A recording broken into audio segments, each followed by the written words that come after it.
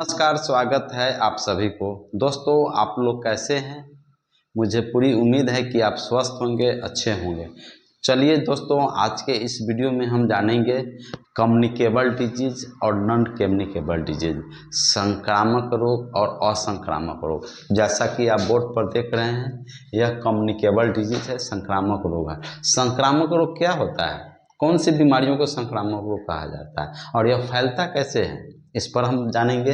और असंक्रामक रोग कौन है? जो फैलता नहीं है, अगर आपको है तो आप ही के पास रहेगा, दूसरों को नहीं होगा, उस पर भी हम जानेंगे। और संक्रामक रोग कैसे होता है और असंक्रामक रोग यानी नॉन कम्युनिकेबल डिजीज कैसा होगा, बहुत ही महत्वपूर्ण जानकारियाँ दूंगा।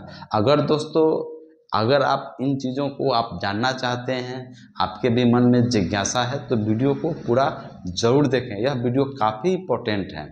और सबसे मूल बात कि अगर आप मेरे चैनल में नए हैं या पहली बार मेरे चैनल से जुड़े हैं तो प्लीज़ लाइक करें, सब्सक्राइब जरूर करें। मैं हूं शगुनी पंडित फ्रॉम मरबन प्रखंड, मुजफ्फरपुर, बिहार, आपके अपने चैनल प्रजापति हेल्थ केयर से।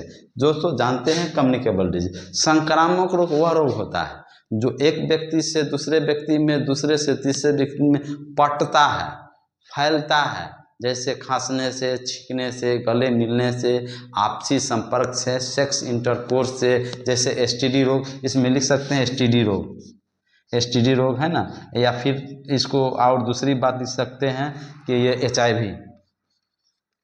और भी कई एक ऐसा रोग है जैसे टीबी हो गया। ये संक्रामक रोग आता है, फैलने वाला रोग है, जो कि खांसने से, छींकने से, गले मिलने से, आपसी संपर्क से होते हैं। ठीक है। और अक्सर हाँ देखेंगे कि जिस एरिया में अगर किसी रोगी को टीबी हो गया तो वह दो चारों के जौड़े पटा देता है, अपना दोस्त, अपना साथी को मिला ही लेता है। कारण क्या है? लोगों को जानकारी के अभाव है, नहीं जान पाते हैं, नहीं समझ पाते हैं, इस वजह से ऐसी समस्या आती है। तो हम इसीलिए वीडियो बना रहा हूँ कि आप लोग कैसे स्वस्थ रहेंगे, कैसे पहचान पाएंगे कि कौन बीमारी से बीमारी पटता है या कौन सी बीमारी से नहीं पटता है। इसी पर तो हम कॉन्सेप्ट को क्लियर करने के लिए मैं आया हूँ, तो वीडियो को ध्यान से जरूर देखिएगा। तो टीबी है, खांसने छींकने लगता है आपका दोस्तों। और दूसरा है आपका ये डायरिया। डायरिया भी दोस्तों पड़ता है जब कोई शौच में जाता है, बाहर में खुले में शौच करता है, अब जब उसके संपर्क में जब आते हैं तो जो मक्खी मच्छर है। एक चीज और दोस्तों जान लेते हैं, दुनिया में जितने चोर हैं, जितने बीमारी फैलाने वाले हैं, सभी का नाम साबित आ गया है। सभी लोग पता चल जाता है कि ये चोर है, ये गलत है, ये सही है। लेकिन कुछ ऐसा चीज है संसार में जो बीमारी तो फैलाते हैं लेकिन कभी वो शामिल नहीं होते होंगे। आप जानने इच्छुक होंगे कौन है दोस्तों? वह है मक्खी।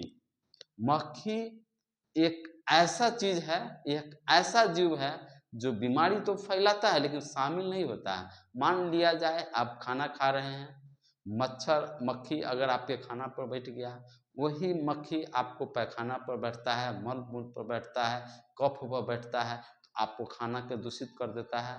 तो जब आप बीमार पड़ते हैं, जब जांच आपको कराया जाएगा, तो वह मक्खी का नाम कभी नहीं आएगा, वह आएगा कि इन्फेक्शन से हो गया।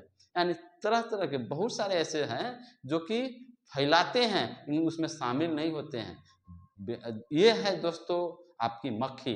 तो मक्खी से आप सभी को सतर्क रहना है। साफ सुथरे जगह पर खाएं, घर में खाना खाएं, अच्छी जगह पर खाना खाएं।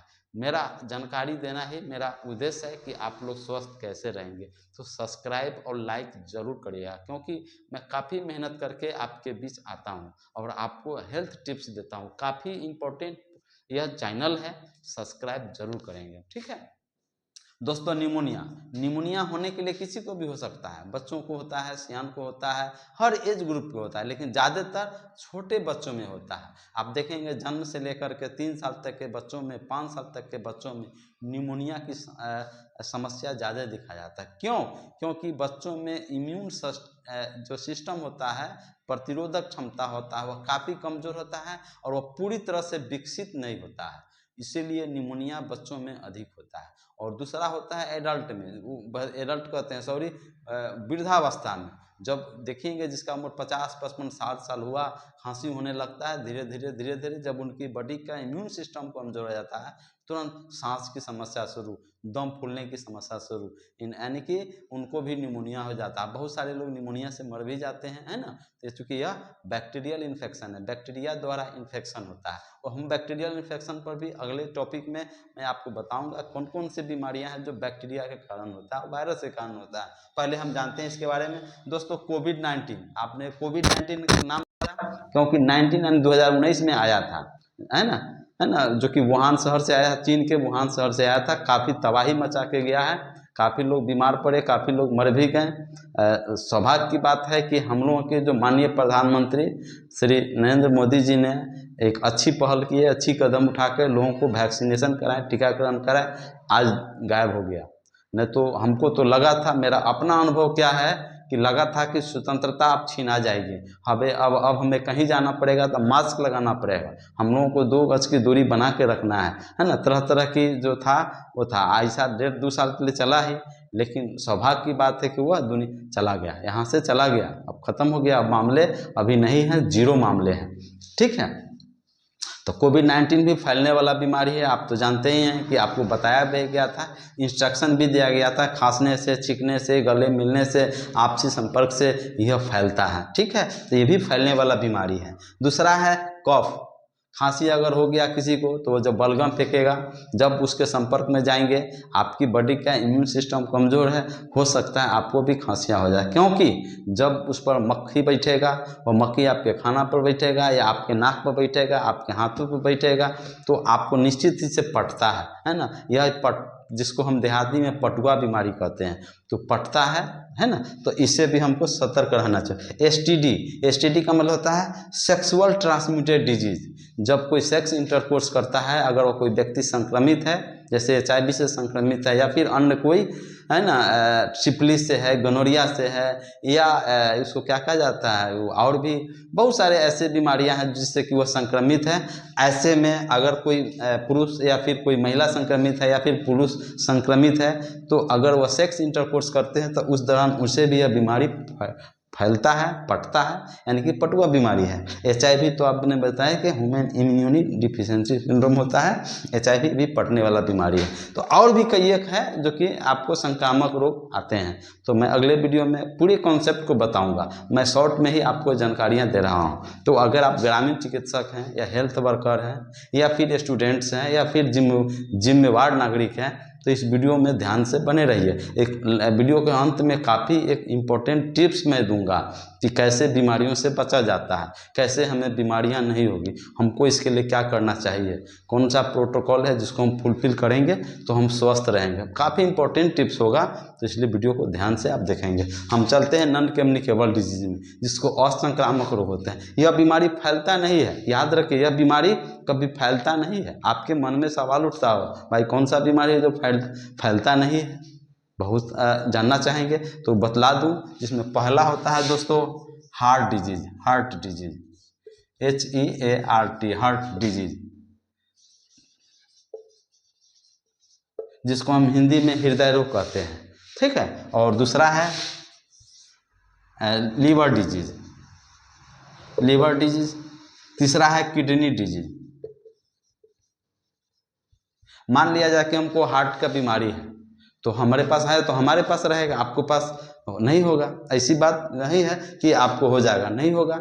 अगर हाइपरटेंशन, किसी व्यक्ति को उच्च रक्तचाप है, हाई BP है, तो फैलेगा नहीं कि आप उनके साथ खाना खाएंगे, वो छींकेगा, खांसेगा, मिलेंगे तो पटेगा नहीं। अगर उनको हाइपरटेंशन है, उच्च रक्तचाप है, हाई BP है ना, तो उन्हीं को रहेगा। और जो है से कि दूसरा है डायबिटीज अगर किसी को है तो दूसरे को नहीं होगा, दूसरे को नहीं पटेगा, होगा तो गलत खान पान, गलत लापरवाही से तो बीमारियां किसी को भी हो सकता है, लेकिन पटता नहीं है, ठीक है, किसी को पटता नहीं है, ठीक है। इसके अलावा थायराइड हो गया, आर्थराइटिस हो गया, है ना, यह सब जो बीमारियां हैं जो कि नॉन कम्युनिकेबल डिजीज, बहुत सारी ऐसी है कि वह पटता नहीं है। तो ये था दोस्तों नॉन कम्युनिकेबल डिजीज, जिसको हम असंक्रामक रोग कहते हैं, ठीक है। अब मैं बता दूं कि मैंने बताया था आपसे कि हमें क्या करना चाहिए जिससे हम स्वस्थ रहें। काफ़ी इम्पोर्टेंट है दोस्तों, काफ़ी वीडियो इम्पोर्टेंट है, तो सब्सक्राइब करना नहीं भूलेंगे, है ना। मैं आपको बतला देता हूँ दोस्तों। हाइजीन आप लोग सुने होंगे। हाइजीन, हाइजीन क्या है, जिसको हम हिंदी में व्यक्तिगत स्वच्छता कहते हैं। मैं लिख करके नहीं, ऐसे ही आपको बतला देता हूँ। हाइजीन जिसको हम व्यक्तिगत स्वच्छता कहते हैं, यानी कि अपने ऊपर हाइजीन प्रॉपर मेंटेन करना चाहिए। जैसे सुबह उठने के बाद आपको नित्य क्रिया में शौचालय जाना चाहिए, है ना। शौचालय से आने के बाद या फिर शौचालय जाने से पहले पानी खूब पिए, कब्ज की समस्या है वो दूर होगी, है ना। उससे शौचालय जाए, शौचालय से आने के बाद ब्रश करें, ब्रश करने के बाद आप जो है अच्छी तरह से आप स्नान करना है। स्नान करने के दौरान अपने आँख की सफाई, कान की सफाई, नाक की सफाई, मुंह की सफाई, गले की सफाई, बाल की सफाई, यानी शरीर के जितने भी बाहरी अंगे हैं सबको सफाई करना है। अच्छी तरह से साबुन से नहाना है ना। और साफ कपड़े पहनना है, या तो आयरन के साथ आप कपड़े पहनते तो और अति उत्तम है। अगर आयरन के साथ नहीं पहनते हैं, इसी तरह कपड़े पहनते हैं, लेकिन साफ पहनना है, डेली पहनना है, डेली चेंज करना है। ऐसा नहीं कि आज पहन लिए फिर कल उसको पहनेंगे, फिर कल परसों पहने, यह हाइजीन मेंटेन में नहीं आएगा। ऐसे में आप बीमार पड़ेंगे, है ना। जब भी खाना खाते हैं तो खाना खाने से पहले कुछ भी आइटम, फल खाना हो, मिठाइयाँ खाना हो, घर की खाना खाना हो, लिट्टी समोसे खाना, यानी कि ABCD जितने भी खाने के आइटम हैं, तो खाना खाने से पहले साबुन से हाथ जरूर धोएं। आज ही आप कसम खा लें कि बिना साबुन से मैं हाथ धोए हुए खाना नहीं खाऊंगा।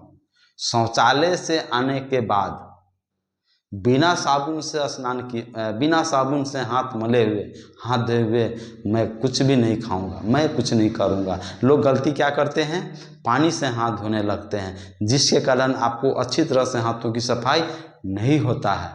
ठीक है, तो आपको अच्छी तरह से हाथों की सफाई करना है, यानी कि प्रॉपर हाइजीन मेंटेन करेंगे, साफ सुथरा पर ध्यान रखेंगे, टाइम टू टाइम खाना खाएंगे, आप कब्ज को नहीं होने देंगे, डिहाइड्रेशन नहीं होने देंगे, संतुलित आहार लेंगे, बैलेंस डाइट लेंगे, हरी साग सब्जियां लेंगे और अनहेल्दी डाइट नहीं लेंगे। अनहेल्दी डाइट क्या होता है, आज की युवा पीढ़ी घर में भी खाना खाते हैं और चौक टट्टी पर चले गए या फिर शहर चले गए तो देखेंगे ज़्यादातर burger, pizza, momos, junk food, fast food, यहाँ तक कि आपको कोल्ड ड्रिंक्स, फ्रिज की आइटम, पैकिंग्स आइटम्स, है ना, केक, है ना। केक के बाद आपको और भी बहुत सारे ऐसे आइटम हैं जिसको हम नॉन कम्युनिकेबल डिजीज कहते हैं। तो दोस्तों, कोई पार्टी फंक्शन हो खाएं, कोई दिक्कत नहीं है, शादी विवाह में हो खाएं, कोई दिक्कत नहीं है, कभी इच्छा हो तो खाएं, लेकिन इसका आदी नहीं बने, इसको नियमित रूप से नहीं खाएं। अक्सर हाँ लोग देखेंगे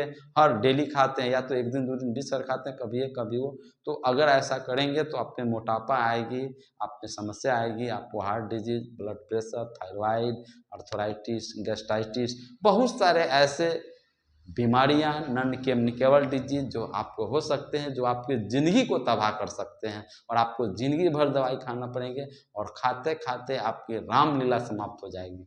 तो इन चीज़ों से आपको बचने की मैं सलाह दूंगा और जो मैंने बताया है उस पर आपको अमल करना है। दोस्तों, मेरा उद्देश्य था कि आपको जानकारियाँ देना, लेकिन कोई भी ऐसा हेल्थ इशू हो, कोई भी ऐसा कोई लगे कि आपको हमको यह समस्या है, तो आप अपने पेशेवर चिकित्सक से जरूर मिलना चाहिए। जो रजिस्टर्ड डॉक्टर हैं उनसे आपको मिल करके उनकी सलाह के अनुसार आपको जांच करा करके आपको दवाई खानी है, जिससे कि आप निरोग रहें, स्वस्थ रहें। ये थी दोस्तों जानकारियाँ, अपडेट जानकारियाँ। वीडियो कैसा लगा कमेंट्स बॉक्स में ज़रूर लिखें कि आपकी जानकारी हमें काफ़ी अच्छा लगा। इससे क्या होता है, हमें बेहद खुशी मिलती है कि मैंने जो मेहनत किया वो मेरा सफल रहा। और अगर आप मेरे चैनल में नए हैं, पहली बार मेरे चैनल से जुड़े हैं, तो प्लीज़ लाइक ज़रूर करें, सब्सक्राइब करें और अपने दोस्तों में, अपने मित्रों में, है ना, अपने सर्किल में, अपने सामाजिक जो भी ग्रुप्स है, व्हाट्सएप ग्रुप है, उसमें शेयर अधिक से अधिक करें ताकि लोगों को भी इन चीज़ों की जानकारी हो सके। आप सभी से विदा चाहता हूँ। जय हिंद, जय भारत। आप लोग भी स्वस्थ रहें, ऐसा हम कामना करते हैं और गॉड से, भगवान से। आप सभी को धन्यवाद।